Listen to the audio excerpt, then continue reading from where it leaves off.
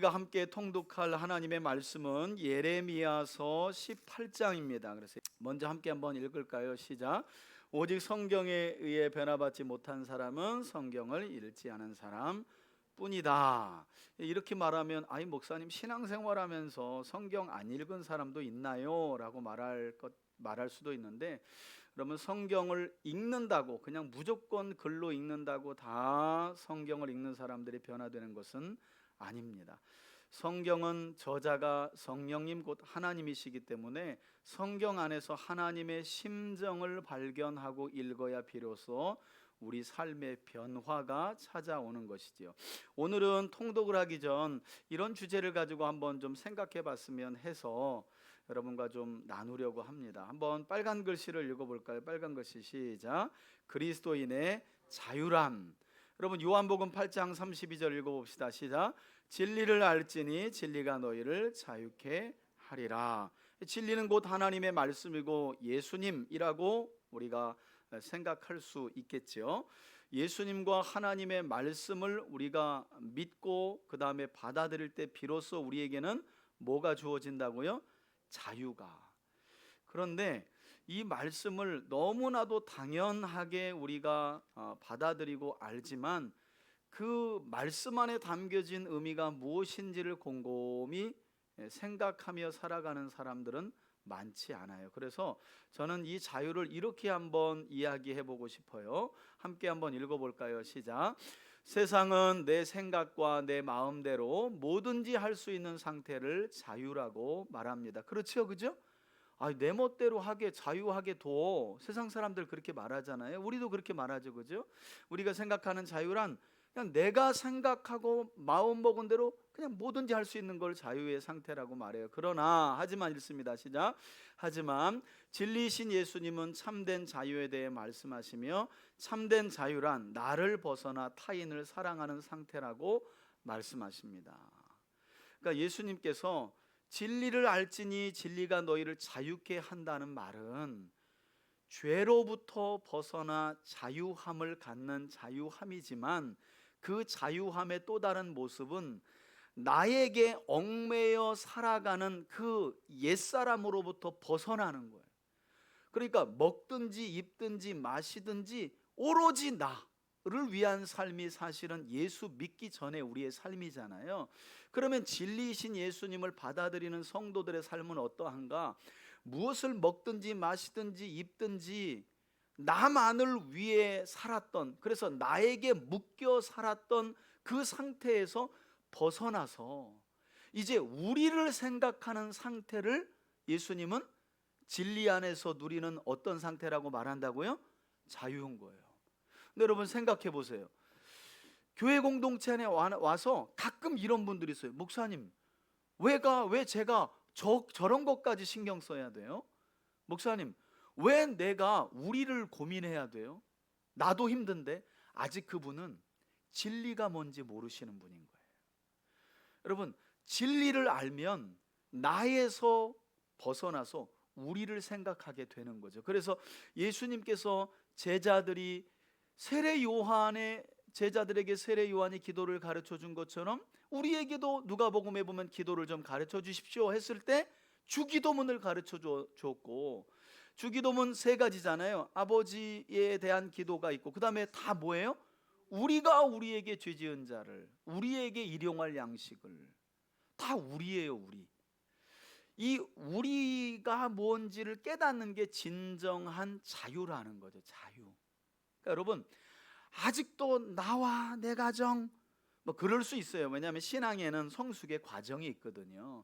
그래서 나만 생각하고 여전히 예수 믿고 교회 나왔지만 나만 생각하는 단계가 있고, 그 다음에 이제 한 가정 정도가 보이는 단계가 있고, 그래도 성숙한 단계로 가면 교회 공동체를 돌아보고 연약한 자가 보이고 누가 뭐라고 하지 않았는데 누군가를 위해서 기도하고 있는 상태. 여러분, 이 상태를 성경은 가장 진리가 충만하고 진리 안에서의 자유를 맛보고 있는 상태라고 말한다는 거예요. 그래서 우리가 인식을 할 필요가 있습니다. 교회 안에서 여전히 여러분, 저도 이제 엊그제도 이제 학교 갔다 와서 그런 토론을 이제 수업 시간에 했는데, 오늘날 예배도 너무 예배는 모이기만 하지 전부 다 각계 전투라는 거예요. 현대인의 예배는 장소만 동일하고 한 곳에 모일 뿐이지 각자의 전부 다 소원이 다르고 예배드리는 태도, 예배의 목적, 이게 다 다르다는 거예요, 사실은. 그래서 그걸 문제로 제기하더라고요. 사실은 이건 시간과 장소만 모일 뿐이지 유닛, 연합된 예배라고는 사실 볼 수 없거든요.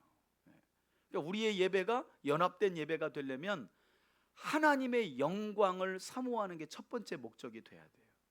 그러니까 그 안에서 우리의 소원도 우리의 바램도 다 이루어지는 거죠. 그러니까 예배도 그렇고 진리 안에서의 자유를 누리는 것도 마찬가지라는 거예요. 참된 자유는 나를 벗어나는 거예요, 여러분. 나를 벗어나서.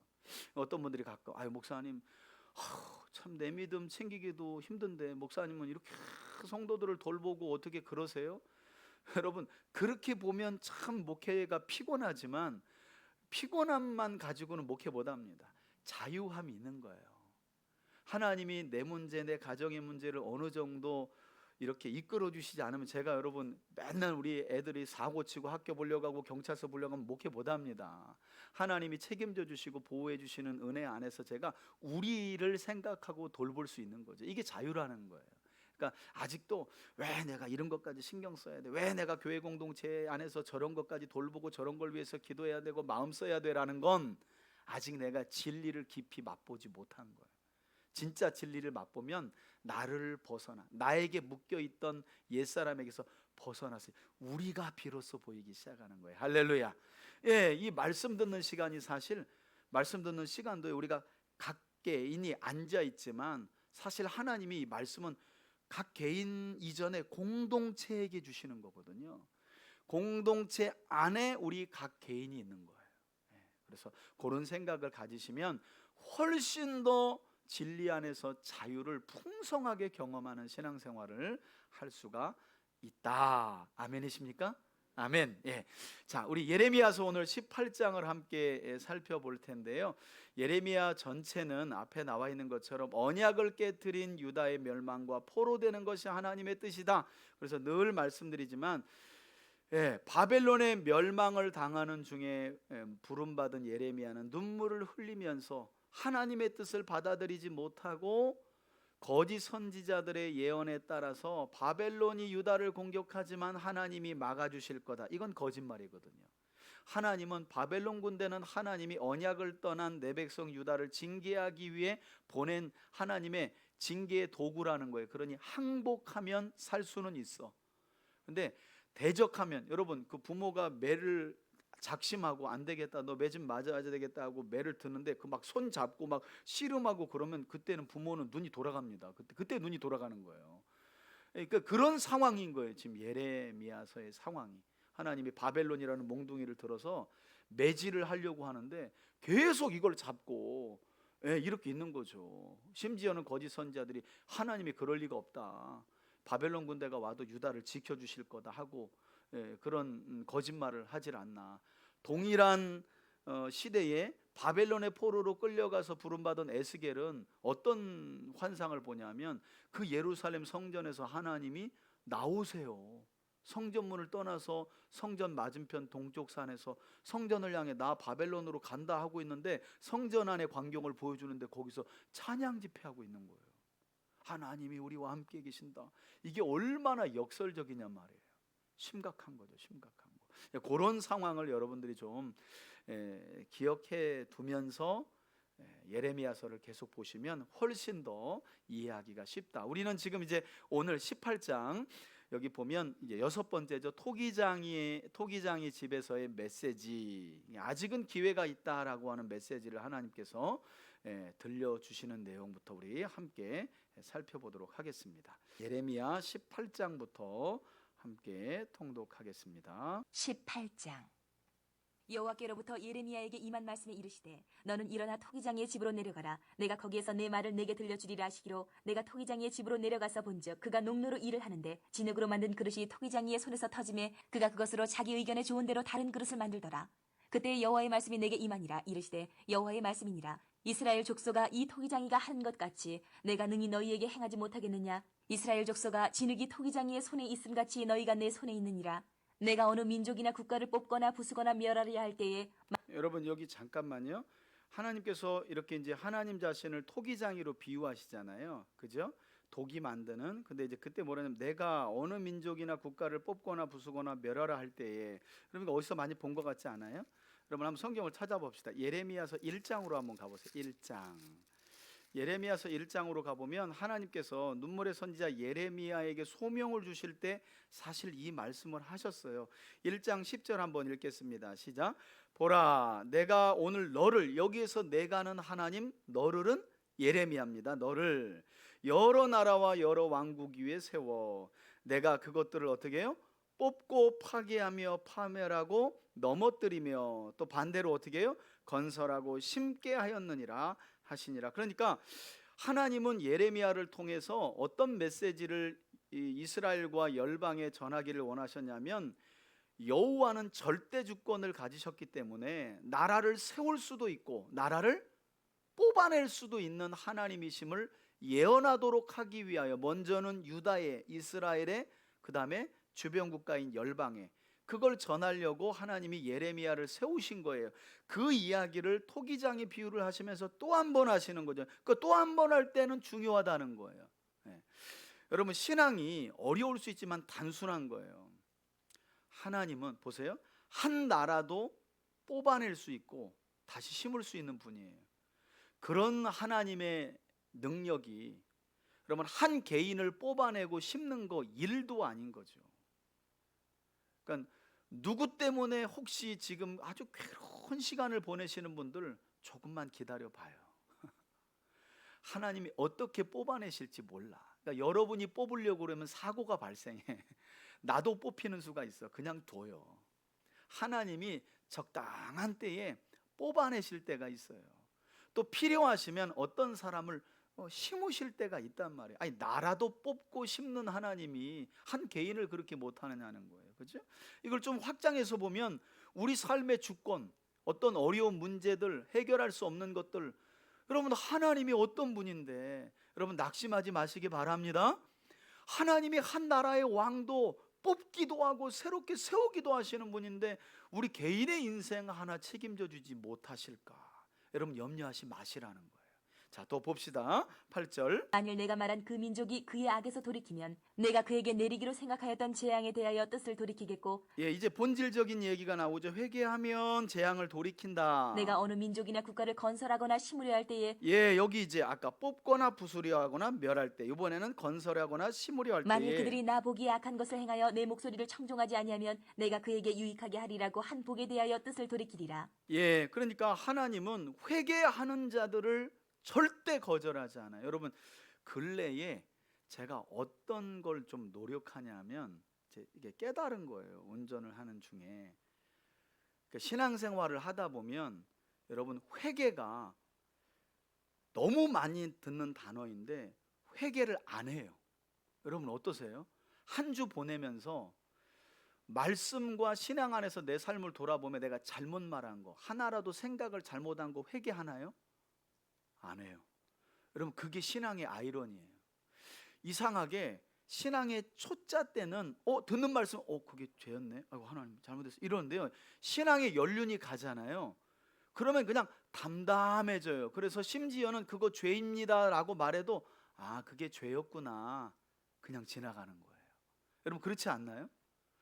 제가 그런 저 자신을 보는 거예요. 그래서 죄라고 여겼을 때는 바로 회개해야 되겠구나. 하나님, 이게 죄였네요.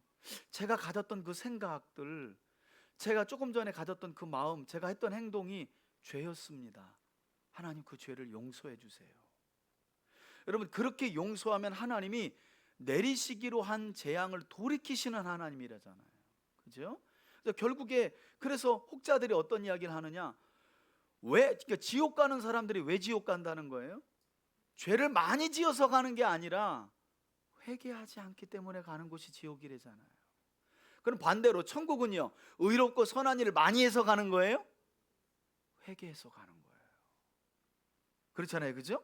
죄인이 아는 사람이 성경에 없는데 지옥은 회개하지 않는 자들이 가는 곳이고 천국은 반대로 회개하는 자들이 가는 거예요. 하나님은 얼마든지 뜻을 돌이킬 마음이 있으시다는 거예요. 여러분 혹시 오늘 이 시간 들을 때 그러면 민감하게 좀 하나님 앞에 반응해 보시라는 거예요. 저도 이제 그러기로 이번 한 주간은요, 그냥 생각나면 그 일이 잘못됐구나, 그냥 하나님, 제가 시인을 하는 거예요. 이런 되는 생각, 마음, 행동, 하나님 죄임을 자백합니다. 용서해 주세요. 신앙의 연륜이 가면 그냥 알아도 안 해요. 그냥 내가 알았으니까 됐지. 여러분 그렇지 않아요. 그래서 양심의 화인을 맞게 되는 상태에 결국 이르게 되는 거예요. 큰 죄를 지어도 담담하니 아무렇지 않은. 자, 11절. 그러므로 이제 너는 유다 사람들과 예루살렘 주민들에게 말하여 이르기를 여호와의 말씀에 보라 내가 너희에게 재앙을 내리며 계책을 세워 너희를 치려하노니 너희는 각기 악한 길에서 돌이키며 너희의 길과 행위를 아름답게 하라 하셨다 하라. 예, 이게 이제 하나님의 본 마음이죠. 그러나 그들이 말하기를 이는 헛되니 우리는 우리의 계획대로 행하며 우리는 각기 악한 마음이 완악한 대로 행하리라 하느니라. 예, 웃기시네 이랬다는 거예요. 웃기시네. 하나님이 지금이라도 너희들 각기 악한 길에서 돌이키면, 길과 행위를 바르게 하면 내가 용서해 줄게 그랬는데 그들이 웃기시네 이렇게 말했다니까요. 여러분 이 말씀은 사실 예레미야 7장 5절에도 나오는 말씀이었어요. 성전 설교에 관한 말씀 중에 7장 5절에 보면 너희가 만일 길과 행위를 바르게 하여 이웃들 사이에서 정의를 행하면 내가 이 땅에 바벨론의 포로로 끌려가지 않고 이 땅에서 계속 머물도록 할게. 길과 행위를 바르게 하라는 거죠. 길과 행위를 바르게 하라는 건 말씀대로 힘들지만 말씀을 따라 거룩하게 살라는 거거든요. 자, 13절입니다. 그러므로 여호와께서 이와 같이 말씀하시니라 너희는 누가 이러한 일을 들었는지 여러 나라 가운데 물어보라. 처녀 이스라엘이 심히 가증한 일을 행하였도다. 예, 너무 역겨운 일을 행했다는 거예요. 하나님께서 이스라엘을 가리켜 처녀 이스라엘이라고 말하면서 역겨운 일이라고 말해요. 대부분은 우상 숭배의 죄악인데 하나님은 성경에서 우상 숭배의 죄악을 음행이라고 영적으로 비유하죠, 그죠? 그래서 처녀 이스라엘이라는 말을 하는 거예요. 레바논의 눈이 어찌 들의 바위를 떠나겠으며 먼 곳에서 흘러내리는 찬물이 어찌 마르겠느냐. 물은 내 백성은 나를 잊고 허무한 것에게 분향하거니와 이러한 것들은 그들로 그들의 길 곧 그의 길에서 넘어지게 하며 곁길 곧 닦지 아니한 길로 행하게 하여 그들의 땅으로 두려움과 영원한 웃음거리가 되게 하리니 그리로 지나는 자마다 놀라서 그의 머리를 흔들리라. 내가 그들을 그들의 원수 앞에서 흩어버리기를 동풍으로 함같이 할 것이며 그들의 재난의 날에는 내가 그들에게 등을 보이고 얼굴을 보이지 아니하리라. 예, 여러분 이게 아주 무서운 말이죠. 그죠? 하나님께서 지금 시적으로 비유적인 표현을 하는 건데요. 만년설이 있는 그 높은 산지에서 눈이 녹는 거 봤냐? 그 당연한 거 아니냐? 근데 그 당연한 걸 내 백성은 왜 당연한 일을 당연하게 행하지 않고 나를 떠나 범죄하면서 우상을 찾느냐는 거예요. 하나님이 그래서 그 만년설 이야기를 하면서 결국 너희가 내가 내리는 동풍으로 인하여, 성경은 결국 동풍은 이제 사막 바람을 말하거든요. 그래서 하나님의 진노, 우리 요나서 보면 그 넝쿨이 있었는데 하나님께서 요나를 이제 훈련시키기 위해서 동풍을 불어서 넝쿨을 말리니까 요나가 아이씨 사는 것보다 죽는 게 낫다 이 말을 하잖아요. 동풍은 하나님의 진노, 그러니까 말하자면 이제 하나님이 진노를 하실 때 보내는 바람을 용례적으로 설명하는 건데, 그런 날에 하나님이 등을 보이고 얼굴을 보이지 않는다는 거예요. 이게 아주 심각한 말이잖아요, 그죠? 자, 그러면서 18절부터 23절까지는 선지자의 살해 음모와 선지자의 간구가 나옵니다. 그러니까 여러분 올바른 이야기를 하면 항상 누군가 죽이려 해요. 그 예레미야는 참 고통스러운 게요. 왜 고통스럽냐면 예레미야의 고향이 아나돗이거든요. 아나돗은 제사장 마을이에요. 그런데 같은 다 집안 식구들이에요. 그 당시에는. 그런데 집안 식구들이 예레미야를 때려 죽이려고 그래요. 모함하고. 그러니까 여러분 참 이게 올바른 믿음을 가지고 산다는 건 절대 세상 안에서 타협할 수 없는 거예요. 좋은 게 좋은 거지 하면서 다 어우러져 살 수만은 없어요. 이제 우리가 낮은 자세로 이웃을 사랑하며 살아가야 하는 것이 우리의 사명이지만 이렇게 막 이렇게 물 타듯이 살 수는 없는 거예요. 그래서 참다운 그리스도인은요, 세상 가운데 살지만 세상 안에 살지는 않아요. 세상과 함께 살지는 않아요. 세상 안에 살지만 세상과 함께 살지는 않는다는 거예요. 선명하죠, 선명해. 저는 아직도 생각나는 게 물론 뭐 표면적인 것이긴 하지만 제 시골 동네 살았을 때 주일날 동네에서 종이 쳐요. 11시 예배. 그러면 이렇게 저희 집이 언덕에 있었는데 이렇게 내려다보면 보이는 거예요. 그게 같은 주일을 맞이하는데 시골에서 교회 갈 사람들이 이렇게 행렬이 보여요. 거기에서 하나님 믿는 사람과 안 믿는 사람이 확연하게 갈라지는 거예요. 그걸 잊을 수가 없어요. 종 딱 치면 사람들이 이렇게 마을 이렇게 보면 이렇게 해서 교회로 올라가요. 그게 보여. 그때 저 사람들은 뭐지 했었거든요. 그게 이제 확연하게 갈라지는 거죠. 자, 예레미야도 그랬다는 거예요. 18절. 그들이 말하기를 오라 우리가 꾀를 내어 예레미야를 치자 제사장에게서 율법이 지혜로운 자에게서 책략이 선지자에게서 말씀이 끊어지지 아니할 것이니 오라 우리가 혀로 그를 치고 그의 어떤 말에도 주의하지 말자 하나이다. 여호와여 나를 돌아보사 나와 더불어 다투는 그들의 목소리를 들어보옵소서. 예레미야가 지금 하나님 저렇게 사방에서 나를 죽이려고 하는데 그 소리 좀 들어보세요. 어찌 악으로 선을 갚으리까마는 그들이 나의 생명을 해하려고 구덩이를 팠나이다. 내가 주의 분노를 그들에게서 돌이키려 하고 주의 앞에 서서 그들을 위하여 유익한 말을 한 것을 기억하옵소서. 그러하온즉 그들의 자녀를 기근에 내어주시며 그들을 칼의 세력에 넘기시며 그들의 아내들은 자녀를 잃고 과부가 되며 그 장정은 죽음을 당하며 그 청년은 전장에서 칼을 맞게 하시며 주께서 군대로 갑자기 그들에게 이르게 하사 그들의 집에서 저주시죠, 부르짖음이 들리게 일편에, 하옵소서. 일종의. 이는 그들이 나를 잡으려고 구덩이를 팠고 내 발을 빠뜨리려고 올무를 놓았음입니다. 여호와여 그들이 나를 죽이려 하는 계략을 주께서 저들의 다 아시오니 음모를 그 주님이 앞에 사지 들으시고 마옵시며 갚아주세요. 그들의 죄를 주의 목전에서 지우지 마시고 그들을 주 앞에 넘어지게 하시되 주께서 노하시는 때에 이같이 그들에게 행하옵소서 하니라. 아멘. 예레미야가 처한 곤경과 그 어려운 사역들을 우리가 볼 수 있는 거죠. 19장 이제 깨진 옹기의 비유입니다. 이 내용을 보면 자녀의 고기를 먹으리라 하는 언약의 저주를 예레미야가 언급합니다. 여호와께서 이와 같이 말씀하시되 가서 토기장의 옹기를 사고 백성의 어른들과 제사장의 어른 몇 사람과 하시드 문 어기 곁에 있는 흰놈의 아들의 동쪽 골짜기로 가서 문입니다. 하시드 거기에서 문은. 내가 내게 이런 말을 선포하여 말하기를 너희 유다 왕들과 예루살렘 주민아 여호와의 말씀을 들으라. 만군의 여호와 이스라엘의 하나님이 이같이 말씀하시되 보라 내가 이곳에 재앙을 내릴 것이라. 그것을 듣는 모든 자의 귀가 떨리니 이는 그들이 나를 버리고 이곳을 불결하게 하며 이곳에서 자기와 자기 조상들과 유다 왕들이 알지 못하던 다른 신들에게 분향하며 무죄한 자의 피로 이곳에 채웠음이며 또 그들이 바알을 위하여 산당을 건축하고 자기 아들들을 바알에게 번제로 불살라 드렸나니 이는 내가 명령하거나 말하거나 뜻한 바가 아니니라. 그러므로 보라 다시는 이곳을 도벳이나 흰놈의 아들의 골짜기라 부르지 아니하고 오직 죽임의 골짜기라 부르는 날이 이를 것이라. 여호와의 말이니라. 살육의 골짜기라고 부를 날이 온다. 내가 이곳에서 유다와 예루살렘의 계획을 무너뜨려 그들로 그 대적압과 생명을 찾는 자의 손에 칼에 엎드러지게 하고 그 시체를 공중에 세워 땅의 짐승의 밥이 되게 하며 이 성읍으로 놀람과 조롱거리가 되게 하리니 그 모든 재앙으로 말미암아 지나는 자마다 놀라며 조롱할 것이며 그래서 바벨론 군대가 준비된 거잖아요. 그들이 그들의 원수와 그들의 생명을 찾는 자에게 둘러싸여 곤경에 빠질 때에 내가 그들이 그들의 아들의 살, 딸의 살을 먹게 하고 또 각기 친구의 살을 먹게 하리라 하셨다 하고 너는 함께 가는 자의 목전에서 그 옹기를 깨뜨리고 그들에게 이르기를 일종의 퍼포먼스 하라는 거예요. 만군의 여호와께서 이와 같이 말씀하시되 사람이 토기장의 그릇을 한 번 깨뜨리면 다시 완전하게 할 수 없나니 이와 같이 내가 이 백성과 이 성읍을 무너뜨리리니 도벳에 매장할 자리가 없을 만큼 매장하리라. 여호와의 말씀이니라. 내가 이곳과 그 가운데 주민에게 이같이 행하여 이 성읍으로 도벳 같게 할 것이라.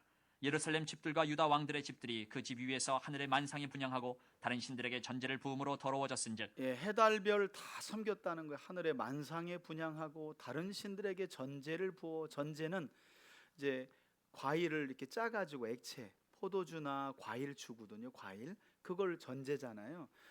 저기 신약에 보면 사도 바울이 이제 나의 남은 때를 전제와 같이 하나님께 붓는다라는 표현을 하잖아요.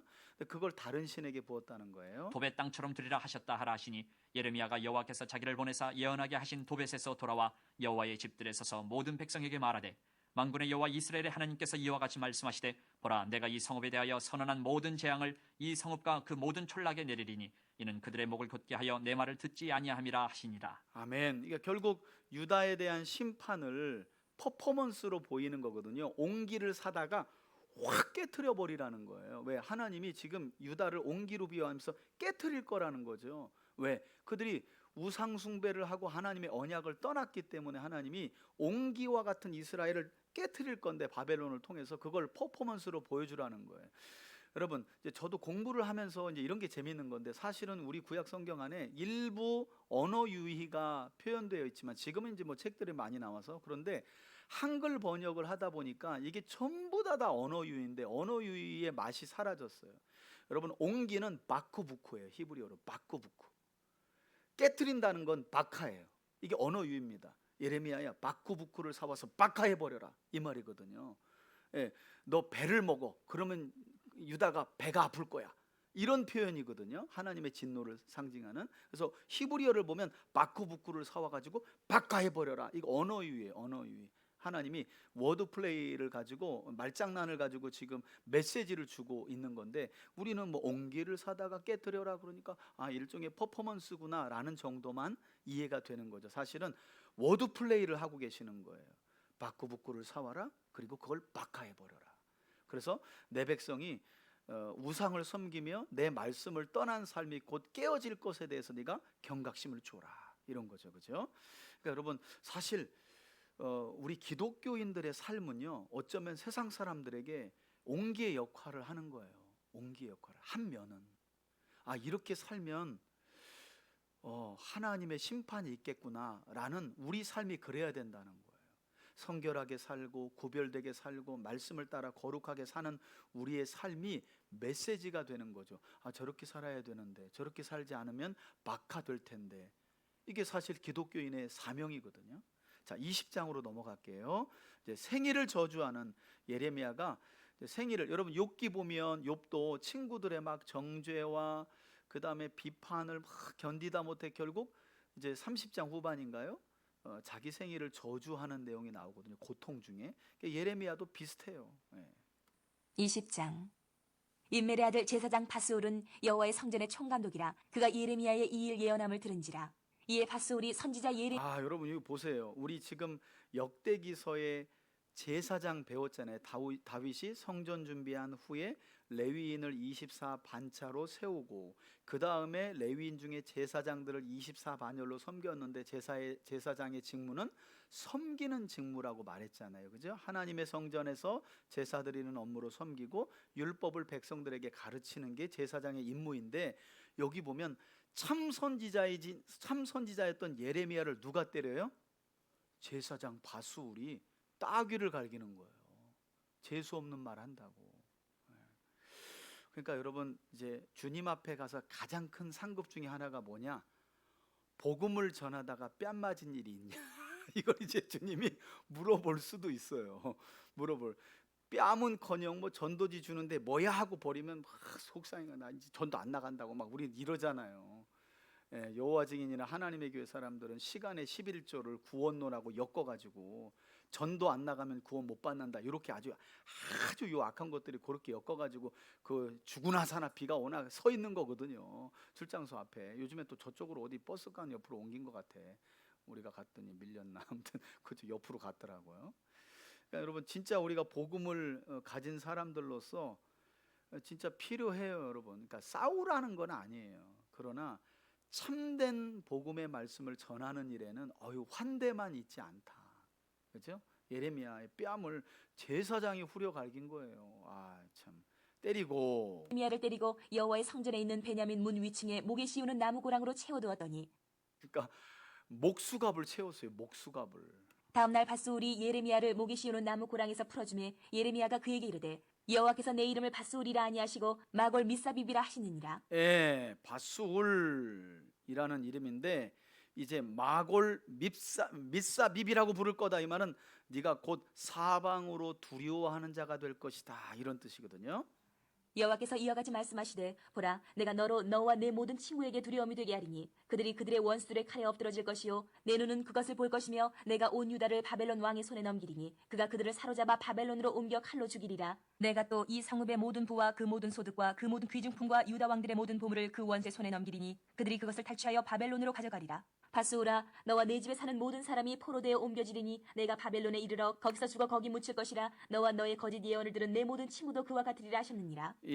그래서 거짓 제사장, 그 거짓 제사장의 가르침을 따라 유혹받은 모든 사람들이 포로되어 끌려갈 날이 있을 것이다. 그러니까 여기 보면 바스울이 왜 예레미야를 갈겼겠어요? 여러분, 이 바스울 제사장은 당시 여호야김 또는 어쨌든 여호야긴 뭐 이렇게 요 시대의 왕들인데, 고 요시야의 아들들이 왕 해먹을 때 이 왕권과 결탁해가지고 권력을 누리고 있는 사람들인 거예요. 그런데 예레미야가 나타나서 바벨론을 하나님이 징계로 이제 너희들 치실 거다 이러니까 완전 재수 없는 소리잖아요. 그러니까 이렇게 이제 핍박을 했던 거죠. 7절. 여호와여 주께서 나를 권유하심으로 내가 그 권유를 받아 싸우며 주께서 나보다 강하사 이기셨으므로 내가 조롱거리가 됐니 사람마다 종일토록 나를 조롱하나이다. 예레미야의 독백이죠.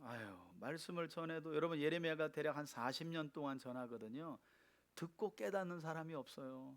나중에 보면 문자적으로 한 두 사람 나오거든요. 구스 사람 에벤멜렉이 예레미야 편이었고 예레미야의 예언을 기록한 바룩이라고 하는 서기관 하나 정도. 그러니까 백성들 중에는 이 말씀을 40년간 전했는데 종일토록 듣고 깨닫는 사람은 없고 예레미야를 때리고 박해하고 조롱하는 사람들만 있었던 거예요. 그러니까 여러분 이단들일수록 이런 말씀을 많이 전해서 전도의 현장에서 담력을 키워줘요. 이거 당연한 거다. 당연한 거다. 복음 들고 나가면 조롱하는 거 당연한 거고 비웃는 거 당연한 거다. 미쳤다는 소리 듣는 거 당연한 거다. 이거 좀 당연한 거죠. 뭐. 예레미야도 그랬는데. 내가 말할 때마다 외치며 파멸과 멸망을 선포하므로 여호와의 말씀으로 말미암아 내가 종일토록 치욕과 모욕거리가 됨이니이다. 내가 다시는 여호와를 선포하지 아니하며 그의 이름으로 말하지 아니하리라 하면 나의 예레미야가 이제 결단했어요. 나 이제 내일부터 전도 안 나갑니다. 너무 치욕스럽고 모욕이 많으니까 전도팀에서 빠지겠다고 한 거예요. 그런데 그렇게 마음 먹으면 어떤 일이 벌어지는지 한번 들어보세요. 그렇게 나 이제 안 나가라고 하면 마음이 불붙는 것 같아서 골수에 사무치니 답답하여 견딜 수 없나이다. 여러분 그죠? 안 나가면 내가 전하지 않아서 혹시라도 회개하고 돌이킬 사람들이 죽을 수 있잖아요. 그게 너무 괴로운 거예요. 그게 하나님의 심정이거든요. 가끔 목회할 때 쇠에 경일 끼지 뭐 나 이제 진짜 힘들다 같은 소리 또 여러분 이럴 때 있어요. 그런데 참 그게 사명인 것 같아요. 그래도 다시 하나님이 전할 마음을 또 주시는 거예요. 그래도 듣는 사람이 있고 또 변화되는 사람이 있는데 바울이 그래서 그런 거잖아요. 전하지 아니하면 내게 화가 있으리라. 이게 바울의 심정이거든요. 예레미야도 그랬던 것 같아요. 똑같은 거죠. 나는 무리의 비방과 사방이 두려워함을 들었나이다. 그들이 이르기를 고소하라 우리도 고소하리라 하오며 내 친한 벗도 다 내가 실족하기를 기다리며 예레미야의 가장 절친들도 저 새끼 언제 넘어지나 이러고 기다리고 있었다는 거예요. 그가 혹시 유혹을 받게 되면 우리가 그를 이기어 우리 원수를 갚지 않아이다. 그러하오나 여호와는 두려운 용사 같으시며 나와 함께하심으로 나를 박해하는 자들이 넘어지고 이기지 못할 것이오며 그들은 지혜롭게 행하지 못함으로 큰 치욕을 당하오리니 그 치욕은 길이 잊지 못할 것입니다. 아멘. 의인을 시험하사 그 패구와 심장을 보시는 만군의 여호와여 나의 사정을 주께 아뢰어 싸운즉 주께서 그들에게 보복하심을 나에게 보게 하옵소서. 여호와께 노래하라 너희는 여호와를 찬양하라 가난한 자의 생명을 행악자의 손에서 구원하셨음이니라. 아멘. 내 생일이 저주를 받았다면 나의 어머니가 나를 낳던 날이 복이 없었다면 나의 아버지에게 소식을 전하여 이르기를 당신이 등남하였다 하여 아버지를 즐겁게 하던 자가 저주를 받았다면 그 사람은 여호와께서 무너뜨리시고 후회하지 아니하신 성읍같이 되었다면 그가 아침에는 부르짖는 소리 낮에는 떠드는 소리를 듣게 하였다면 좋을 뻔하였나니 이는 그가 나를 태에서 죽이지 아니하셨으며 나의 어머니를 내 무덤이 되지 않게 하셨으며 그의 배가 부른 채로 항상 있지 않게 하신 까닭이로다. 어찌하여 내가 태에서 나와서 고생과 슬픔을 보며 나의 날을 부끄러움으로 보내는고 하니라. 아멘. 그 예레미야의 사역의 고됨이 그죠? 얼마나 사역이 고됐는지가 여기 다 나오는 거죠.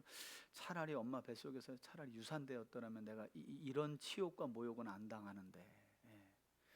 참 여러분 이런 시대에 우리가 태어나지 않은 게 한편으로 감사하고 또 이런 시대에서 태어나가지고 홀로 쓸쓸하게 복음 들고 견뎌낸 사람들이 있어서 우리 손에 결국 복음이 들려진 거죠. 그죠? 그러니까 우리도 힘내서 우리가 할 수 있는 지경 안에서 우리 가정에서 또 삶의 지경에서 조금은 외로움을 감수하고 어쩌면 고독하기로 작정하고 살아가는 거예요. 고독하기로. 목사님들하고 이야기 나누잖아요. 고독하지 않은 사람이 없어요. 근데 이 목사들의 숙명이에요. 숙명. 목사들 목회의 한 부분이 고독이에요. 고독. 그때 그 고독을 잘못 다루면 이제 목사가 망가지는 거예요. 음행으로 빠지거나 돈으로 빠지거나 권력으로 빠지거나 이렇게 빠지는 거고 그 고독 시간을 하나님께로 더 깊이 가려고 하면 그게 그렇다고 다 만족되고 채워지진 않지만 그런 유혹을 이겨내면서 이제 훌륭한 목회자가 되는 거죠. 이거는 신앙인인 우리도 마찬가지예요. 여러분 하나님 믿고 다 하나면 처음에는 뭐 다 채워질 것 같고 하지만 뭔가 신앙으로 다 채워지지 않는 것 같은 빈 공간이 있잖아요. 그죠? 나도 저렇게 그냥 다 그냥 뭐 이렇게 양심에 꺼리낌 없이 그냥 저렇게 편하게 세상 사람들대로 멋대로 아까 말한 자유를 좀 이렇게 만끽하며 살고 싶은데 이미 하나님은 계신 게 믿어지고 그래서 이미 조직에는 깊이 들어왔는데 저쪽으로 약간 가고 싶은 마음도 있고 나도 그냥 저 사람들처럼 그냥 아무런 생각 없이 누구 눈치 안 보고 막 살고 싶은 마음, 그렇죠? 그런 고독이 있단 말이에요. 그때 이제 하나님께로 그런 시간들을 말씀과 기도와 하나님께로 나아가면 이제 그런 사람들은 놀랍게 변화되고 영향력을 끼치는 사람들이 되는 겁니다. 21장은 여러분 예레미야서에서 제일 중요한 장이라고 보시면 돼요. 생명의 길과 사망의 길에 대한 예레미야의 예언입니다. 뭐가 나에게 생명의 길인지를 잘 들어보세요. 21장. 여호와께로부터 예레미야에게 말씀이 임하니라. 시드기야 왕이 말기야의 아들 바수울과 제사장 마세야의 아들 스바냐를 예레미야에게 보내니라. 예, 여기 나오네요. 시드기야 왕은 유다의 마지막 왕입니다. 마따디아라는 이름으로 바벨론 왕이 이름을 바꿔줬는데 이 시드기야가 마지막 왕입니다. 요시야의 아들이면서 그때 이제 바수울이 있었던 거네요. 바벨론의 느부갓네살 왕이 우리를 치니 청컨대 너는 우리를 위하여 여호와께 간구하라. 여호와께서 혹시 그의 모든 기적으로 우리를 도와 행하시면 그가 우리를 떠나리라 하니.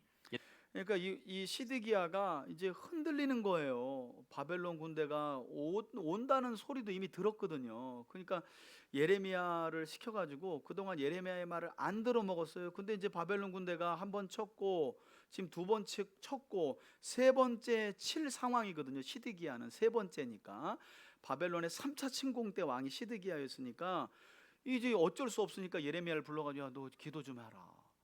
왕이 이때는 진짜 베옷을 입고 자기가 엎드려 가지고 회개할 생각을 안 하고 예레미야를 불러 가지고 야, 네가 지금 기도 좀 해봐. 요렇게 되는 거죠. 예레미야가 그들에게 대답하되 너희는 시드기야에게 이같이 말하라. 왕에게 이렇게 전하시오. 이스라엘의 하나님 여호와께서 이와 같이 말씀하시되 보라 너희가 성 밖에서 바벨론의 왕과 또 너희를 애워싼 갈대아인과 싸우는데 쓰는 너희 손의 무기를 내가 뒤로 돌릴 것이요 그것들을 이 성 가운데 모아들이리라. 예, 너희가 지금 내가 들고 있는 몽둥이 바벨론을 향해 칼을 들고 있는데 내가 그 칼을 거꾸로 너희 성으로 돌릴 거야. 왜? 이게 지금 유다가 바벨론 군대를 대항하고 있는 건 바벨론 군대를 몽둥이로 들고 계신 하나님을 대항하는 거거든요. 그러니까 그런 짓거리 하지 말라 그런 건데 그걸 안 들어요.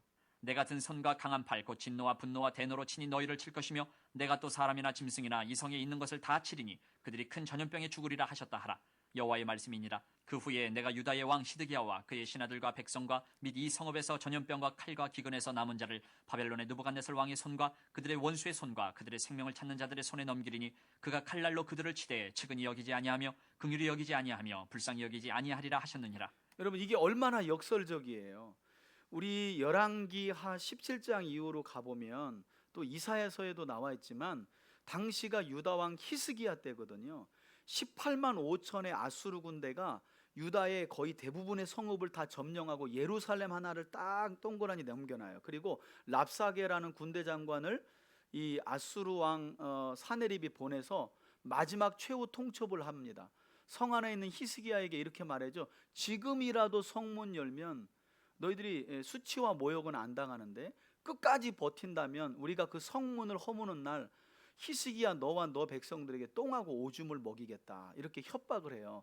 그때 그 협박을 들은 히스기야가 어떻게 해요?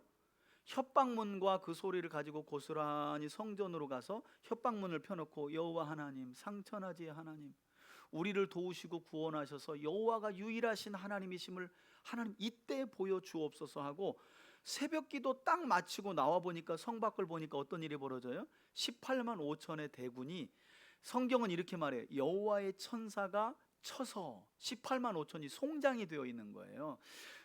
성경은 그렇게 기록되어 있지만 요세푸스라고 하는 유대 역사가의 기록책에 보면 하나님께서 페스트라고 하는 전염병을 밤새 확 돌려버렸다는 거예요.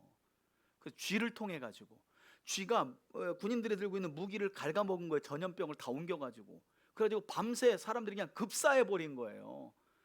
그런 일이 있었는데 하나님께 회개하고 구원의 하나님을 바라볼 때 하루아침에 18만 5천이라는 적군이 송장이 되는 일이 있었는데 이 거꾸로예요. 지금 회개하지 않고 끝까지 하나님의 징계에 맞서고 있는 유다 백성들에게 하나님 뭐라 그래요? 내가 이 성을 칠 것이며 큰 전염병으로 그들을 칠 것이라 이렇게 말해요. 그러니까 여러분 그래서 이제 간혹 책을 사 보면 이런 이야기를 하시는 분이 있어요. 하나님은 내 편이다.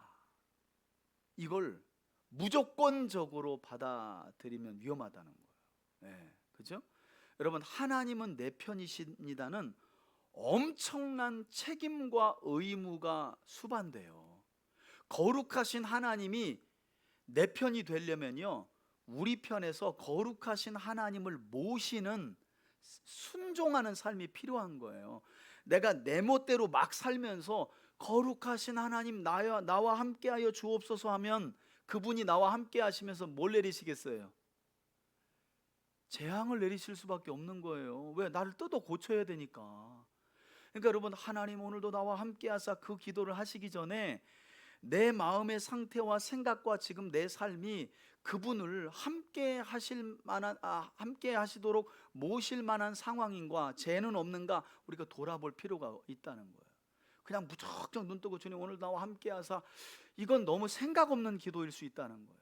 제멋대로 막 살면서 그 거룩하신 하나님, 전지전능하시고 영원하시고 불변하시고 하시는 그 하나님, 창조주, 구원해주, 그 심판해주 하나님을 나와 함께 한다? 생각 없이? 이건 정말 생각 없는 행동이죠. 우리가 완전하기 때문에 하나님을 모실 수 있는 건 아니에요. 우리는 늘 부족해요. 하나님 함께해도 넘어져요. 그러나 그분을 초청하고 임마누엘을 간구하기 전 내 삶을 한번 돌아볼 필요는 있다는 거. 하나님, 제가 이렇게 부족합니다. 또 넘어졌습니다. 그런 저라도 긍휼히 여기시고 이런 저를 받으사 나와 함께하여 주옵소서. 이렇게 기도할 필요가 있다는 거죠. 자, 이게 참 무서운 말이에요. 어느 때에는 하나님이 다 망한 나라의 적군을 18만 5천이나 내려서 전염병을 내려 죽이는데, 이번에는 거꾸로 전염병을 성 안에 내리시는 하나님, 회개하지 않고 돌이키지 않는 자들을 향하여 이런 재앙을 내리시는 거예요. 그래서 8절에 이런 말씀을 하십니다. 여호와께서 말씀하시기를 보라 내가 너희 앞에 생명의 길과 사망의 길을 두었노라 너는 이 백성에게 전하라 하셨느니라. 이 성읍에 사는 자는 칼과 기근과 전염병에 죽으려니와 너희를 내와싼 갈대아인에게 나가서 바벨론 군대에 나아가서 항복하면 항복하는 자는 살 것이나 그의 목숨은 전리품같이 되리라. 목숨은 건진다는 말이죠. 여호와의 말씀이니라. 내가 나의 얼굴을 이 성읍으로 향함은 복을 내리기 위함이 아니요 화를 내리기 위함이라. 이 성읍이 바벨론 왕의 손에 넘김이 될 것이요 그는 그것을 불사르리라. 이렇게까지 지금 하나님이 자세하게 내 얼굴을 예루살렘 성으로 향한 건 복 주려고 하는 거 아니야? 지금 벌 주려고 하는 것까지 말하는데도 안 들은 거예요. 그러니 뭐가 임하겠어요? 벌이 임할 수밖에 없는 거죠. 여러분, 그거 한번 생각해 봤으면 좋겠어요. 지금 우리 각자의 삶 중에 나는 생명의 길이라고 철석같이 믿는데 곰곰이 생각해 보니 하나님의 뜻과 반한 어떤 선택의 길을 가거나 생각을 하고 계시다면 지금 돌이키셔야 돼요. 그건 절대 생명의 길이 될 수 없어요. 내가 볼 때 잠깐 소나기를 피하는 거지 그건 생명의 길이 될 수 없어요. 사망의 길이에요. 사망의 길. 오히려 이 상황에서는 너무나 누가 봐도 명확한 사망의 길이 생명의 길이었다는 거예요. 이게 이제 기독교의 파라독스라 그러잖아요. 역설이거든요. 역설. 글로 가면 다 죽어. 그런데 살아. 일로 가야 다 살아. 그런데 다 죽어. 이런 길이 있다는 거예요. 분별이 우리에게 필요한 거죠. 11절. 유다 왕의 집에 대한 여호와의 말을 들으라. 여호와께서 이와 같이 말씀하시니라. 왕궁을 향해 하나님의 예언이 아침마다 정의롭게 선포됩니다. 판결하여 탈취당한 자를 압박자의 손에서 건지라. 그리하지 아니하면 공의와 너희 정의를 악행 때문에 행하는 게 내 분노가 왕들의 불같이 일어나서 임무잖아요. 살리리니 능히 끌 자가 없으리라. 여호와의 말씀이니라. 골짜기와 평원 바위의 주민아 보라 너희가 말하기를 누가 내려와서 우리를 치리요 누가 우리의 거처에 들어오리요 하거니와 나는 내 대적이라. 내가 너희 행위대로 너희를 벌할 것이요 내가 또 수풀에 불을 놓아 그 모든 주위를 사르리라. 여호와의 말씀이니라. 아멘. 22장은 22장. 이제 유다 왕의 집, 특별히 여호야김의, 그러니까 여러분 예레미야 선지서는 이제 성경 전체가 그러지만 예레미야서는 선지자의 글은 시대 흐름이 아니에요. 일부 시대 흐름이 있지만 아까 우리 시드기야 했잖아요.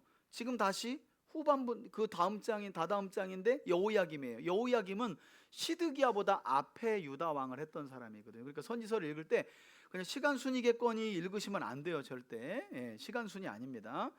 예레미야 선지자들은 메시지 중심이에요. 메시지 중심. 시간 중심이 아니라.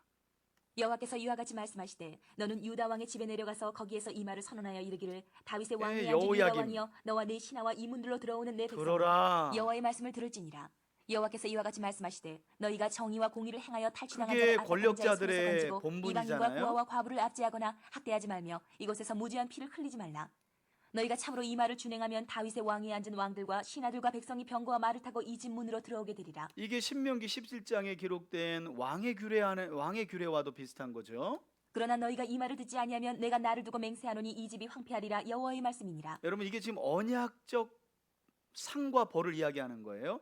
너희가 참으로 이 말을 준행하면 레위기 16장과 신명기 27장 28장을 보시면 내 언약에 귀를 기울이고 청종하여 잘 듣고 지켜 순종하고 준행하면 이런 복을, 준행하지 않으면 이런 저주를. 이게 지금 언약적으로 지금 언약적 저주와 상을 선포하는 거예요.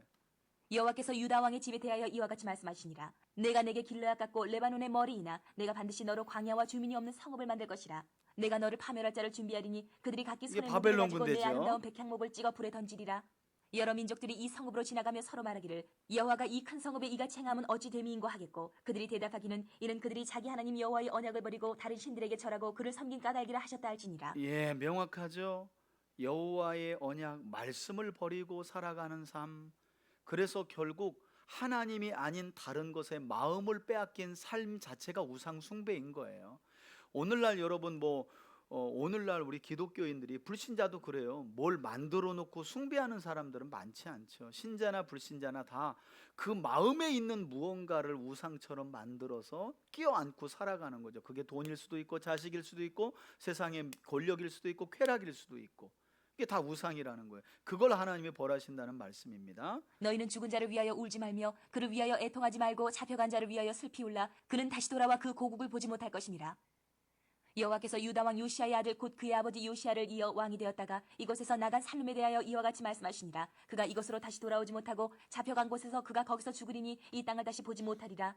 불의로 그 집을 세우며 계속 왕궁에 있는 왕들을 향해 지금 예언하는 거죠. 왜냐하면 유다가 망하는 데는 이 왕들이 통치를 잘못했기 때문에. 정하게 그 다락방을 지으며 자기의 이웃을 고용하고 그의 품삯을 주지 아니하는 자에게 화 있을진저 그가 이르기를 내가 나를 위하여 큰 집과 넓은 다락방을 지으리라 하고 자기를 위하여 창문을 만들고 그것에 백향목을 입히고 붉은 빛으로 칠하도다. 내가 백향목을 많이 사용하여 왕이 될 수 나를 있겠느냐. 위하여 내 자기를 아버지가 위하여. 먹거나 마시지 아니하였으며 정의와 공의를 행하지 아니하였느냐. 그때 그가 형통하였었느니라. 예, 여기 보면 요시야 얘기를 하는 거죠. 지금 여호야김의 아버지가 요시야, 유다의 마지막 선언왕인데요. 아, 집사님 여기 주차 좀 부탁드릴게요. 선한 왕인데요. 여기 보면 지금 여호야김이 언약을 떠나서 우상 숭배를 하니까 이렇게 말하는 거예요. 내 아버지가 먹거나 마시지 아니하였느냐, 정의와 공의를 행하지 아니하였느냐. 그때 뭐 했대요? 형통하지 않았느냐, 이 말을 하시는 거예요. 그러니까 요시야가 유다가 바벨론에 멸망하기 전에 마지막으로 등장한 선한 왕이었거든요. 전무후무했던 선한 왕. 16절. 그는 가난한 자와 궁핍한 자를 변호하고 형통하였나니 이것이 나를 알미 아니냐. 여호와의 말씀이니라. 여러분 아주 중요한 말씀입니다. 말씀을 따라 가난한 자와 궁핍한 자, 그러니까 사회적 약자를 변호했다는 거예요. 그러니까 왕이 이걸 뭐 변호했겠어요? 사회적인 시스템, 통치를 할 때 권력 있고 힘 있는 사람들이 힘 약한 사람들을 굴복시키고 사회적으로 착복하고 그런 일이 없도록 다스린 거예요. 요시야가 율법을 가지고. 그랬더니 요시야가 하는 일마다 뭐예요? 형통했다는 거예요. 그래서 열왕기하 23장 24장을 보면 요시야와 같은 왕은 이전에도 없었고 이후에도 없었다라고 열왕기 기자가 평가하죠. 근데 더 놀라운 건 뭐냐면 그렇게 말씀을 따라 약자를 변호해주고 섬겨주고 사랑해주는 게 나를 알미 아니냐 이렇게 말해요. 그러니까 여러분 성경 백날 많이 알아봐야 내가 뭐 지금 신앙생활에 몇 년인데 하나님 내가 빠삭하게 알지가 아는 게 아니라 성경을 많이 안다는 거, 하나님을 깊이 알아간다는 건 교회 공동체 안에서 또 사회생활 속에서 연약한 자들에게 마음을 두고 그들을 섬겨가는 거예요. 그래서 제가 이번 추수감사 때도 정말 연약한 교회 우리가 추수감사상도 차려주고 우리 선교사님들도 좀 돌보자 라고 말씀을 드린 겁니다. 그게 누굴 아는 거라고요? 하나님을 비로소 아는 거예요, 여러분. 네. 자, 17절. 그러나 내 두 눈과 마음은 탐욕과 무지한 피를 흘림과 압박과 포악을 행하려 할 뿐이니라. 그러므로 여호와께서 유다의 왕 요시야의 아들 여호야김에게 대하여 이와 같이 말씀하시니라. 무리가 그를 위하여 슬프다, 내 형제여 슬프다, 내 자매여 하며 통곡하지 아니할 것이며, 그를 위하여 슬프다, 주여 슬프다, 그 영광이여 하며 통곡하지도 아니할 것이라. 그가 끌려 예루살렘 문 밖에 던져지고 나귀같이 매장함을 당하리라. 너는 레바논에 올라 외치며 바산에서 내 소리를 높이며 아바림에서 외치라. 이는 너를 사랑하는 자가 다 멸망하였음이라. 내가 평안할 때에 내가 내게 말하였으나 내 말이 나는 듣지 아니하리라 하였나니, 내가 어려서부터 내 목소리를 청종하지 아니함이 내 습관이라. 아유, 내 무서운 목자들은 다 바람에 말씀하죠. 살펴질 것이요 너를 사랑하는 자들은 사로잡혀 가리니, 그때에 내가 반드시 내 모든 악 때문에 수치와 욕을 당하리라. 레바논에 살면서 백향목에 깃들이는 자여, 여인이 해산하는 고통 같은 고통이 내게 임할 때에 너의 가련함이 얼마나 심하랴. 예, 여러분 여기 보니까 21절에 말씀을 듣지 않는 게 습관이라는 거예요. 여러분, 신앙의 습관이 아주 중요합니다. 진짜. 특히나 그래도 우리 한국에 우리 이제 선교사님들이 오셔가지고 한국 교회 전통은 뭐냐면 그래도 말씀이에요. 말씀과 기도. 예. 한국적 토양은 말씀을 그래도 잘 들어요. 그리고 기도의 열정이 있고. 근데 하나님은 지금 유다 백성들에게 하도 선지자들의 말을 안 들으니까 너희들이 말 안 듣는 건 어려서부터 습관이라는 거예요. 습관. 예. 그 한번 기회가 되면 그 여러분 이단들 가서 보면 여호와 증인 같은 데 가보면 여러분 그 우리가 좀 도전 받아요. 애들도 목요일날 집회할 때도 이렇게 쫙 차려 있고요. 1시간 반이 돼도 화장실을 안 가요, 애들이. 집회 때 이렇게 가만히 습관이에요, 습관. 예. 우리 같으면 어떻게 하겠어요? 그냥 왔다 갔다 하고. 여러분, 우리 교회가 여러분 모르시죠? 우리 주일학교 아이들이 그냥 여기 앉아 있으니까 앉아 있는 것처럼 느끼잖아요. 다른 교회 가보세요. 앉아 있는 경우가 없어요. 못 앉아 있어요. 왜 못 앉아 있는 줄 아세요? 어려서부터 듣는 습관이 없거든요. 기적이에요, 기적. 요 아이들이 앉아가지고, 그것도 뭐 제가 뭐 주일학교식으로 설교하는 게 아니잖아요. 그냥 어른 설교 그대로 하는 거잖아요. 근데 애들이 알아듣잖아요. 다 알아듣는 건 아니지만 자기 믿음 안에서.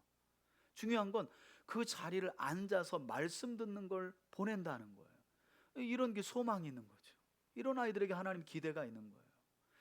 왜 못 앉아 있냐면 뭐 게임하고 뭐 율동하고 뭐 하다가 그냥 주일학교 후딱 지나가 버려요. 중고등부 때는 찬양만 하다가 애들 뭐 찬양에 혼을 빼놓고 또 지나가요. 그러니까 대학생 되는데 어른 예배 참석하면 종일 앉아 있어야 되거든요. 이렇게. 그거 못 견디는 거예요. 왜? 어렸을 때부터 말씀 듣는 습관을 들여놓지 않은 거예요. 예. 그런 점에서 우리 교회가 소망이 있죠. 할렐루야. 소망이 있어요. 우리 아이들에게 말씀 듣는 것부터. 물론 좀 더 주일학교 교육이나 이런 걸 보완해야 돼요. 보완해야 돼요. 그래서 사실 뭐 이제 내년이 되면 제가 이제 학교 마치잖아요. 지금 제가 아주 벼르고 있거든요. 그래서 교회 모든 조직과 디테일한 걸 제가 행정을 쫙 짜가지고 단순화하고 실제화하고 사역화해서 우리 교회가 조금 더 역동성 있게 주님의 몸된 교회 공동체를 좀 세워가려고 그래요. 할 수 있는 안에서. 예. 많이 할 수 있는 사람은 많이, 적게 할 수 있는 사람은 그 수준 안에서 해서 그렇게 좀 나가려고 합니다. 자, 24절인가요? 여호와의 말씀이니라. 나의 삶으로 맹세하노니 유다 왕 여호야김의 오늘은 아들 고니아가 여기까지만 나의 오른손에 보겠습니다. 인장반지라 할지라도 내가 빼어 내 생명을 찾는 자의 손과 내가 두려워하는 자의 손 곧 바벨론의 왕 느부갓네살의 손과 갈대아인의 손에 줄 것이라. 내가 너와 너를 낳은 어머니를 너희가 나지 아니한 다른 지방으로 쫓아내리니 너희가 거기서 죽으리라. 바벨론 그들이 포로 그들의 마음에 보낸다는 돌아오기를 말씀이에요. 사모하는 땅에 돌아오지 못하리라. 이 사람 고니아는 천하고 깨진 그릇이냐 좋아하지 아니하는 그릇이냐 어찌하여 그와 그의 자손이 쫓겨나서 알지 못하는 땅에 들어갔는고. 땅이여 땅이여 땅이여 여호와의 말을 들을지니라. 여러분 왜 그럴까요? 에레치 에레치 에레치 이렇게 말해요. 이사야 선지서에도 보면 땅이요 하늘이요 하면서 선지자가 약간 검사 역할을 하면서 법정에서 재판관인 하나님 앞에 땅과 하늘인 증인을 불러요. 왜? 사람들은 안 들었지만 땅과 하늘은 계속 들었거든요. 그래서 지금 법정 증인을 부르는 거예요, 선지자가. 그러니까 여러분, 우리가 행한 일을 사람들은 모르고 우리도 잊어버릴 수는 없지만 누군 다 본 거예요? 땅과 하늘은 다 본 거예요. 그러니까 우리가 백보자 심판 앞에 섰을 때 우리 예수님이 그러실 수 있어요. 땅아 하늘아, 저들을 향한 목격과 증언을 이야기하라. 그럼 이제 하늘이 쥐랑 하면서 허연아 집사는 언제 태어나고 쫙 하면서 이런 일을 했으면 쫙 지옥 가는 게 마땅하나. 그가 예수 그리스도를 믿어 하나님의 자녀가 되고 거듭났기 때문에 그것을 성령이 보증하니 영원한 하나님 나라로 들어감이 마땅한 줄 아래요. 통과. 우리 모두가 다 그렇게 하나님 나라 들어가는 거죠. 그렇죠? 행한 일을 보면 지옥 가는 게 마땅하나 예수 그리스도의 보혈로 이미 말갛게 씻어 정결케 되었으니 성령이 그걸 우리 안에서 보증하시는 거예요. 그러면 패스 이렇게 되는 거죠. 놀라운 은혜예요. 그죠 여러분? 자 30절. 여호와께서 이와 같이 말씀하시니라. 너희는 이 사람이 자신 아니 근데 왜 이렇게 누구 지옥 가는 거 왜 이렇게 좋아하셔? 없겠고 그의 평생 동안 형통하지 못할 자라 기록하라. 이는 그의 자손 중 형통하여 다윗의 왕위에 앉아 유다를 다스릴 사람이 다시는 없을 것임이라 하시니라. 아멘. 이렇게 유다를 다스리는 왕들. 그래서 여러분 신명기 17장도 제가 언급드렸지만 왕의 규례를 하나님이 일찌감치 모세를 통해 주시면서 왕들은 군사력으로 힘을 키울 생각하지 말아라. 그래서 애굽으로 사람들을 보내지 말고 말 살려고 왕이 해야 될 일은 은근 많이 두지 말고 제사장들에게 항상 율법을 잘 배우고 그걸 필사하라는 거. 성경 필사도 하고 그리고 배운 대로 행하면 그 왕위가 끊어지지 않고 영원할 것이다라는 게 왕의 규례거든요. 근데 이제 지금 이 요시야까지가 그렇게 선한 왕이었고 여러분 요시야가 대단한 왕입니다. 열왕기상에 보면 여로보암 1세 때가 되면 250년 뒤에 한 왕이 나타나 가지고 북이스라엘의 이 거짓 제단까지 와 가지고 여기를 다 뒤집어 엎을 사람이 있을 거다라고 얘기한 사람이 요시야입니다. 요시야. 이미 그때는 북이스라엘은 망한 거예요. 그런데 요시야가 남쪽만 개혁한 게 아니라 왜? 말씀이 그냥 요시야의 전 인격을 후려쳐 버렸어요. 막 옷을 막 찢잖아요. 요시야가 마음을 찢고 왕 한 사람이 변화되니까 유다가 완전히 요시야 때 유월절이 회복돼 우리로 말하면 광복절 회복된 거예요. 출애굽 때 나온. 그리고 요시야가 여기서 멈추지 않아요. 이미 망한 북쪽까지 올라가 가지고 북쪽에서 거짓 제사장들 선지자들 무덤을 다 파헤쳐 가지고 변속관으로 만들어 버려요. 공중 화장실하고 거기다 세워 버려요. 그게 요시야입니다. 요시야. 그래서 이 왕의 통치가 얼마나 중요한지 그러니까 여러분 책임이 있는 거예요. 책임이. 지금 나라가 시끄럽잖아요. 뭐 국정감사한다고 난리 뉴스 잠깐 보니까 하는데 여러분 뭐 지금이 왕정 시대는 아니지만요. 하나님이 누군가에게 민심을 통해서 권력을 위임할 때는 반드시 하나님은 책임을 물으십니다. 우리나라의 비극이 그거죠. 이상하게 대통령만 올라가면 그 다음이 감옥이야. 왜? 그러니까 요즘에는 뭐 너 커서 대통령 되라고 그러면 여러분 승질냅니다. 우리 애 감옥 가라는 얘기냐 하고 옛날 같으면 장군 돼야지 대통령 되라는 게 인사인데 지금 대통령 돼야지 그러면 신경질 애 엄마들이 짜증낸대요. 왜 우리 아들 감옥 가라 그러냐고 이런 데잖아요. 이게 불행이에요. 불행. 조짐이 또 보여요. 우리가 기도해야 돼. 기도. 자, 첫 번째 기도 제목입니다. 우리 첫 번째 기도 제목은 하나님은 자신을 토기장이로 비유하셨죠. 이것은 절대 주권을 하나님이 가지셨다는 뜻인데 그럼에도 불구하고 죄악으로부터 회개하고 돌이키는 민족에게는 자비와 용서를 베푸시고 반대로 끝까지 죄악에서 돌이키지 않는 민족에게는 그들을 뽑아내시고 파멸하시고 무너뜨리시겠다, 재앙을 내리시겠다고 말씀하셨습니다. 우리 시간 기도할 때 하나님 지금도 온 세상을 향하여 민족들과 나라들을 뽑거나 부수시거나 멸하실 뿐만 아니라 그들을 건설하거나 심으시는 절대 주권이 여호와 하나님께 있음을 기억하며 우리 이제 각 개인 또 우리 가정 더 나아가서 교회 공동체에 돌아보면서 회개에 합당한 열매를 맺는 그런 우리가 되게 해달라고 우리 개인 그리고 가정 그리고 교회 공동체까지 함께 놓고 우리 주여 한 분 부르면서 성령의 인도하심 안에 먼저 첫 번째 기도 제목을 가지고 함께 기도하겠습니다. 우리 주여 한번 부르며 기도합시다. 주여 살아계신 아버지 하나님은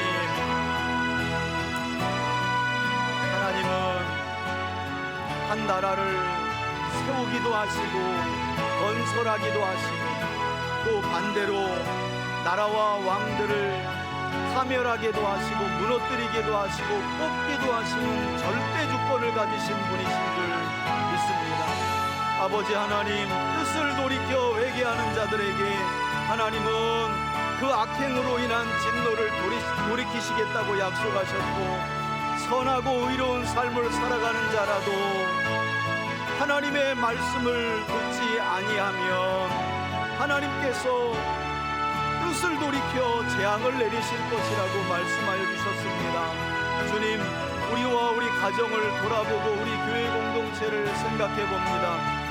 우리가 돌이켜야 할, 돌이킬 뿐만 아니라 돌이켜 회개에 합당한 열매를 맺어야 할 삶의 모습은 무엇인지 다시 한번 우리 자신을 먼저 돌아보고 우리의 가정과 교회 공동체를 돌아봅니다.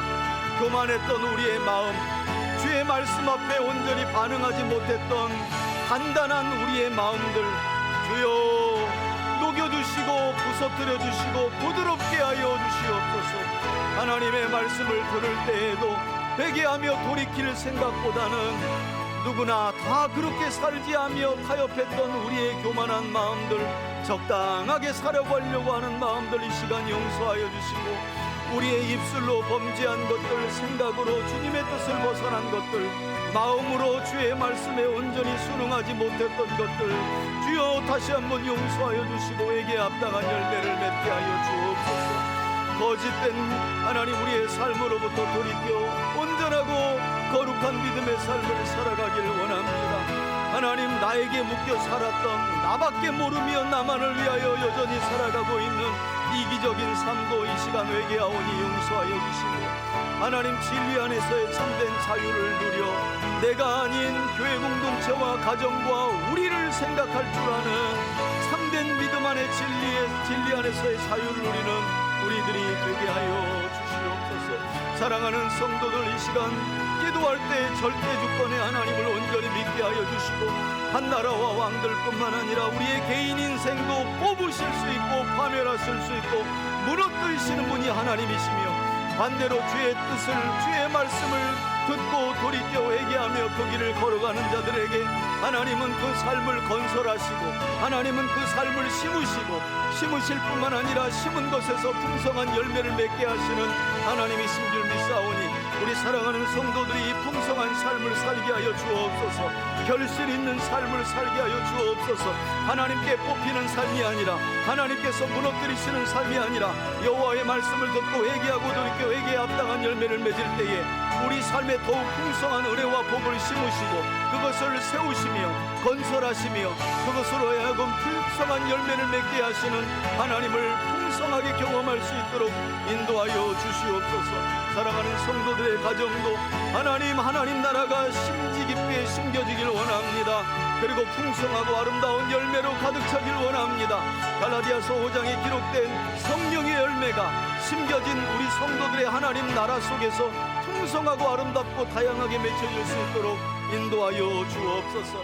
그런 믿음의 삶을 살아가는 우리 교우들과 우리 교회 공동체가 되어지길 원하오니 주님은 총을 베풀어 주시옵소서. 그런 우리의 삶이 되게 하시고 우리 가정의 삶이 되게 하시고, 이러한 믿음이 우리 자녀들에게도 아름답게 전수되어 풍성한 열매를 맺어갈 수 있도록 도와주시옵소서. 하나님, 참으로 이 시대에는 우리가 깨어있지 않으면 안 되는 시대를 살아갑니다. 우리뿐만 아니라 우리 자녀들에게도 얼마나 많은 유혹들과 미혹들이 많은지 모릅니다. 절대 주권이 여호와 하나님께 있음을 믿는 우리 자녀들이 되게 하여 주옵소서. 어떤 어려움과 난관을 만날지라도 절대 주권을 가지신 여호와 하나님만을 바라보며 도움을 구하는 기도와 말씀을 따라 살아가는 거룩한 삶을 포기하지 아니하도록 우리와 우리 자녀들에게 은총을 더하여 주시고 믿음 위에 믿음을 허락하여 주시옵소서. 그런 믿음의 공동체로 우리 삼대교회를 세우신 주님을 찬양합니다. 하나님, 어린아이로부터 노년에 이르기까지 한 사람 한 사람이 여호와의 절대 주권을 인정하며 심기는 삶, 하나님 건설되는 삶, 풍성한 열매를 맺는 복된 삶을 살아갈 수 있도록 인도하여 주옵소서. 인도하여 주옵소서. 그런 믿음의 삶을 살아가는 우리 교회 공동체가 되어지길 원합니다. 하나님, 함께하여 주옵소서. 아멘. 아멘. 두 번째 기도 제목입니다.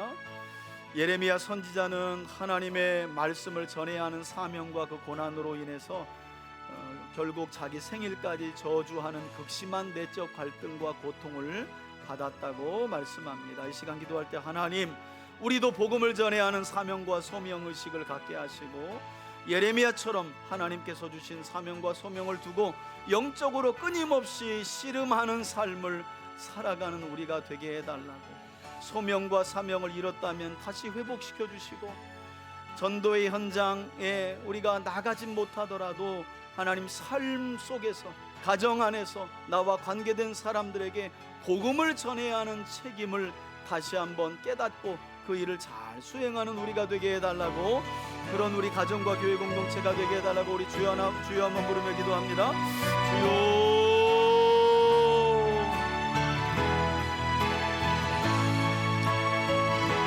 살아계신 하나님 아버지 감사합니다. 예레미야는 유다가 바벨론에 멸망하는 시간 속에서 유다 백성들이 왕으로부터 백성에 이르기까지, 제사장들과 또한 선지자들에 이르기까지 예레미야의 말을 귀 기울이지 않고 오히려 선지자를 박해하고 핍박하는 시대에 살았습니다. 그래서 예레미야는 심지어 너무나 치욕스럽고 모욕스러워서 복음을 전하지 않겠다라는 마음을 먹기까지 했습니다. 그래도 예레미야에게 주신 하나님의 사명과 소명 앞에 예레미야는 충실하기 위하여 하나님 복음을 전하는 현장으로 나아가고 또 나아갔습니다. 주님, 우리에게도 이러한 사명과 소명을 다시 한번 일으켜 주시옵소서.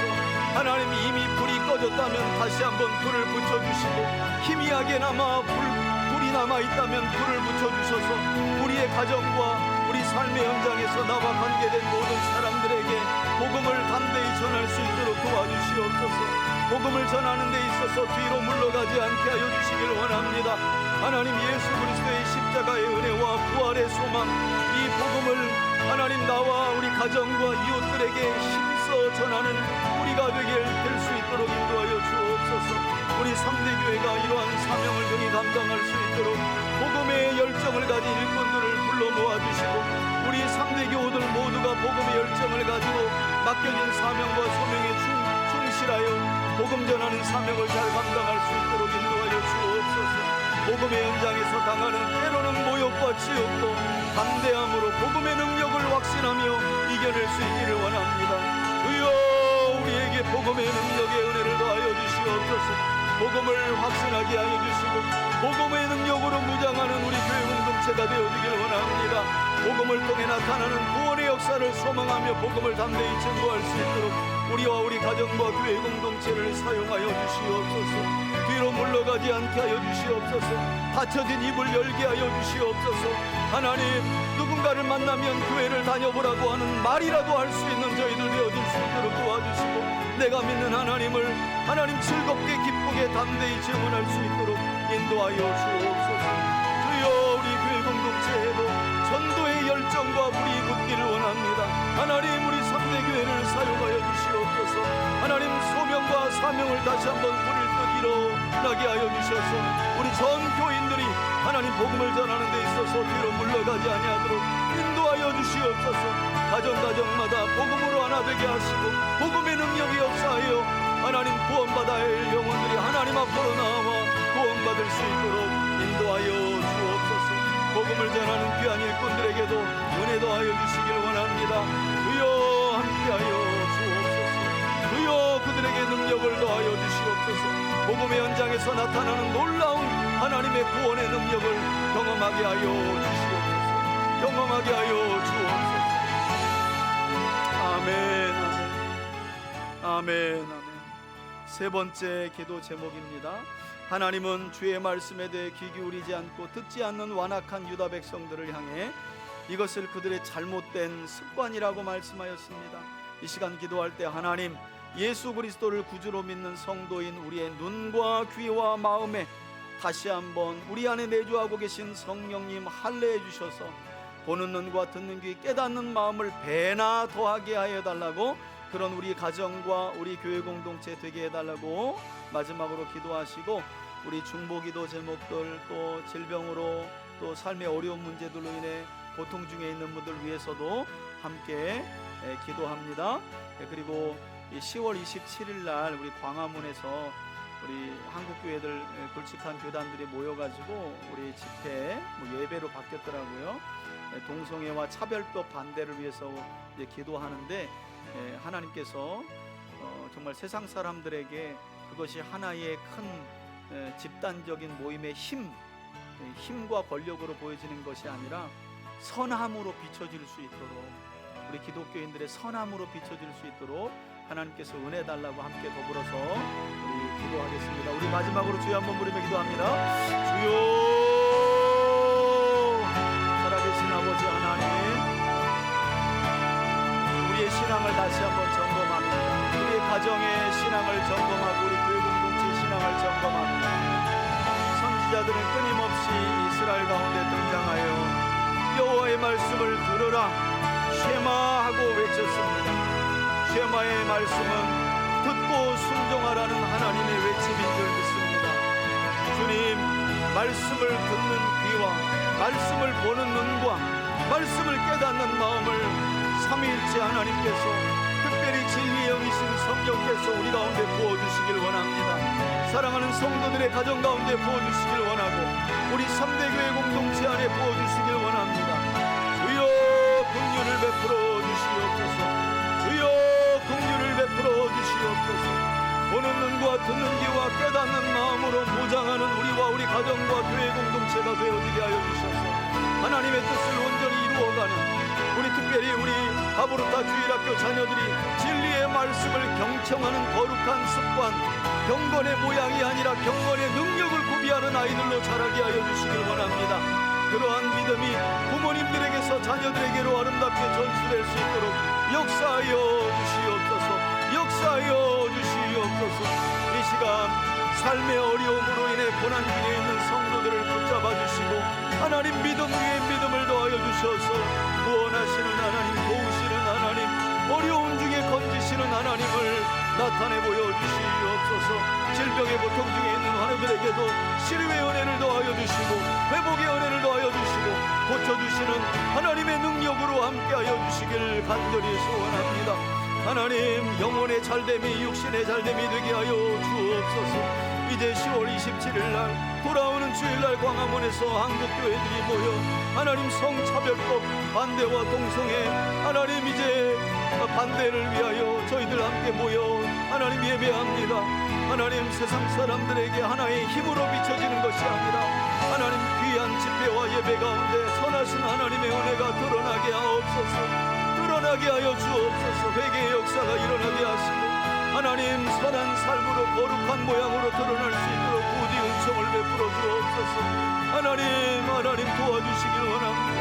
하나님, 점점 신뢰를 잃어가고 있는 한국교회가 하나님 또 다른 신뢰를 잃어가는 계기가 되지 않도록 긍휼을 베풀어 주시고 자비를 베풀어 주셔서 아버지 선함으로 거룩함으로 드러나게 하여 주옵소서. 나타나게 하여 주옵소서. 하나님, 이제 저희들이 힘을 합하여 예배할 때에 하나님 나라에 선한 영향력을 끼칠 수 있도록 은총을 더하여 주시길 원합니다.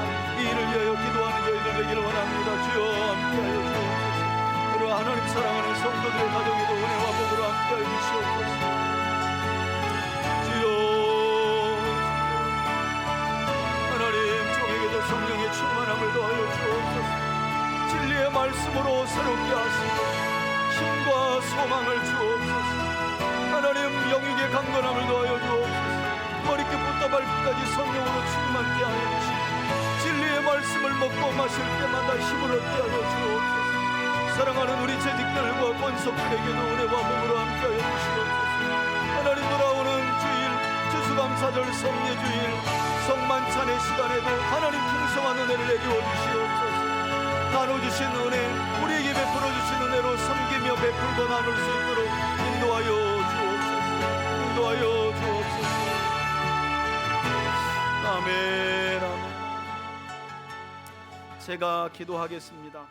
아버지 하나님, 감사합니다. 하나님께서 하시는 말씀이 우리의 뜻과 생각과 놓여진 상황과 맞지 않다 하여 끝까지 주의 말씀을 거스리며 거절하다 유다는 결국 바벨론에 멸망하였고, 끝까지 하나님의 징계를 거부했던 자들은 전쟁 중에 죽고 말았습니다. 이것이 우리에게 주는 교훈과 경고가 되게 하여 주옵소서. 하나님, 신앙은 듣는 것입니다. 믿음의 삶이란 끊임없이 여호와의 말씀을 향하여 마음과 귀를 눈을 두는 것인 줄 믿습니다. 근래에 우리의 삶이 우리의 눈과 마음과 귀가 여호와의 말씀으로부터 멀어졌다면 회개하고 돌이키길 원하오니 주여 우리의 마음과 눈과 귀를 여호와의 말씀으로 돌이켜 주시옵소서. 단순히 듣기만 하는 것이 아니라 말씀의 거울 앞에 우리의 죄악됨을 발견하게 하여 주시고 회개의 영을 부어 회개하고 뉘우치고 돌이켜 회개에 합당한 열매로 여호와의 영광을 드러내고 하나님의 나라를 이루어가는 복된 삶을 살아가는 우리 교우들 다 되게 하여 주옵소서. 이런 믿음의 삶을 살아가고자 기도하는 저들의 가정이 잘 되게 하여 주시고 자녀들에게 은혜와 복을 더하여 주시고 하는 일마다 요시아에게 내려주신 은혜와 같이 형통함의 은혜로 함께하여 주옵소서. 돌아오는 27일은 광화문에서 이제 하나님 한국의 각 교단들이 모여 성차별법과 동성애 반대를 위하여 집회를 예배를 진행합니다. 하나님, 지금까지 한국교회의 위신이 많이 추락되지 않았습니까? 다시 한번 그 모임이 위력을 떨치거나 어떤 힘으로 세상 가운데 비춰지는 것이 아니라 가장 낮은 자리가 되게 하여 주시고 선한 영향력을 한국 사회에 다시 한번 끼칠 수 있는 하나님 모임이 될 수 있도록 인도하여 주옵소서. 축복하며 예수 그리스도의 이름으로 기도합니다. 아멘. 이제는 우리 주 예수 그리스도의 은혜와 하나님 아버지의 사랑과 성령의 교통하심이 하나님의 말씀을 듣고 보며 깨달아 회개하는 자들에게 뜻을 돌이켜 은혜와 복을 주시는 하나님을 풍성히 누려가기를 소망하며 나아가는 우리 교우들 머리 위에 저들의 가정과 기업 위에 이제로부터 영원토록 함께 계실지어다. 아멘.